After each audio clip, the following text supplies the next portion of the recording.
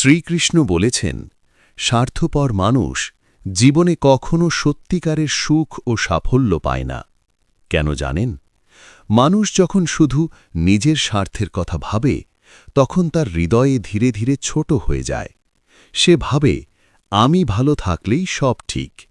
কিন্তু শ্রীকৃষ্ণ গীতায় বলেছেন, যে মানুষ শুধু নিজের জন্য বাঁচে, সে কখনো সত্যিকারের শান্তি পায় না। কারণ সুখ আসে ভাগ করে নেওয়ায়, ভালোবাসা আসে অন্যকে সাহায্য করার মধ্য দিয়ে।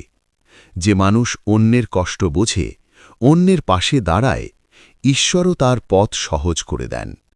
কিন্তু স্বার্থপর মানুষ ধীরে ধীরে একা হয়ে যায়। টাকা থাকতে পারে, ক্ষমতা থাকতে পারে, তবুও তার হৃদয়ে শান্তি থাকে না।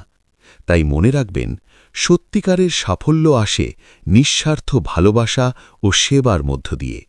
এই পথই শ্রীকৃষ্ণের পথ। নমস্কার।